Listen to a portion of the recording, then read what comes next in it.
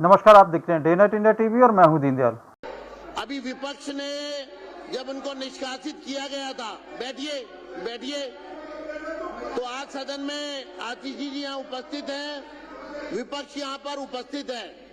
मैं rule position आपको स्पष्ट करना चाहता हूं, क्योंकि सदन से बाहर जाने के बाद आपने चेयर के बारे में भी अपशब्द कहे, आपने लोगों को गुमराह किया, तो मैं आपको रूल पोजीशन स्पष्ट कर रहा हूं। 277 के 3 में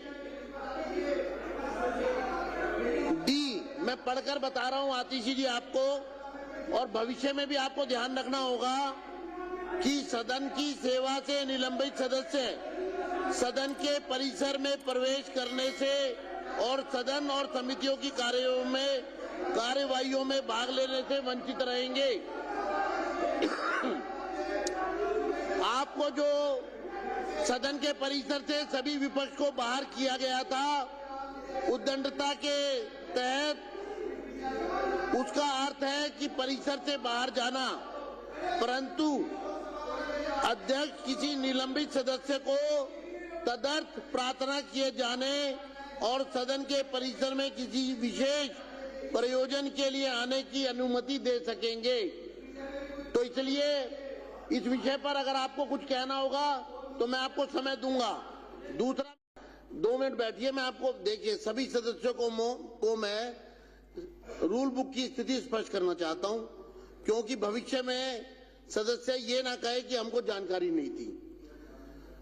मैं फिर एक बार पढ़कर बता रहा हूं, 277 का 3D, सदन की सेवा से निलंबित सदस्य सदन के परिसर में प्रवेश करने से और सदन और समितियों की कार्यवाहियों में भाग लेने से वंचित रहेंगे, परंतु अध्यक्ष किसी निलंबित सदस्य को तदर्थ प्रार्थना किए जाने पर सदन के परिसर में किसी विशेष प्रयोजन के लिए आने की अनुमति दे सकेंगे।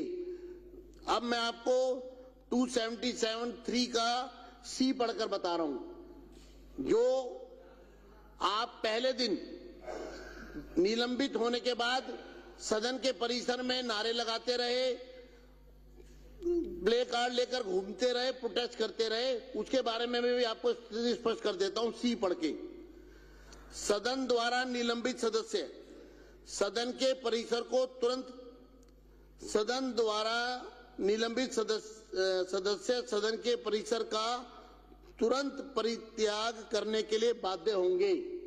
अगर आगे से आपको अगर मार्शल आउट किया जाता है तो सदन द्वारा निलंबित किसी भी सदस्य को सदन द्वारा निलंबित सदस्य सदन के परिसर का तुरंत परित्याग करने के लिए बाध्य होंगे, किंतु ऐसा ना करने पर और अध्यक्ष द्वारा सदन का ध्यान इस ओर आकर्षित किए जाने पर कि बल का प्रयोग अनिवार्य हो गया है,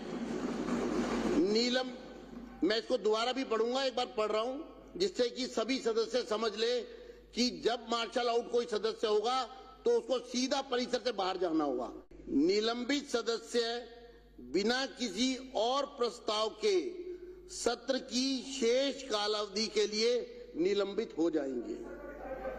मैं इसको डिफाइन कर देता हूं, फिर डिफाइन कर देता हूं कि जो सदस्य निलंबित होने के बाद परिसर का परित्याग नहीं करेंगे और अध्यक्ष सदन को सूचित करेंगे कि उन्होंने परित्याग नहीं किया है, इसलिए बल का प्रयोग अनिवार्य हो गया है, ऐसी स्थिति में सदन को सूचित करने के बाद निलंबित सदस्य बिना किसी और नए प्रस्ताव के सत्र की शेष कालावधि के लिए निलंबित हो जाए। मैंने ये रूल पोजीशन स्पष्ट कर दी है। अब मैं चाहता हूं इस पर आतिशी जी अपनी टिप्पणी करें।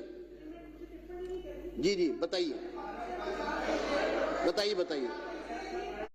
सर की एक परिभाषा है अध्यक्ष महोदय, सदन, आप पेज 3 में जो डेफिनेशंस वाला है, पेज 3 पे देखिए, सदन के परिसर का तात्पर्य विधानसभा सभा कक्ष, दीर्घाएं, विधानसभा सचिवालय के नियंत्रण के कमरे, अध्यक्ष कक्ष, उपाध्यक्ष कक्ष, समिति कक्ष, विधानसभा पुस्तकालय, विधानसभा वाचनालय, पार्टियों के कमरे, विधानसभा सचिवालय के अधिकारियों के अधीनस्थ सब स्थान।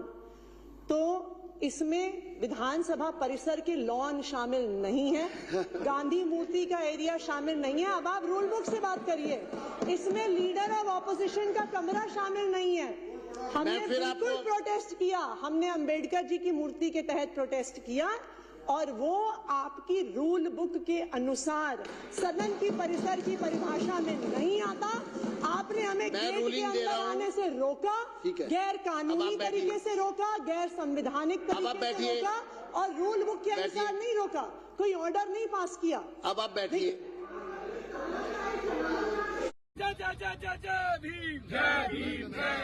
जी को फोन लगाया है, विजेंद्र गुप्ता जी फोन नहीं उठा रहे हैं।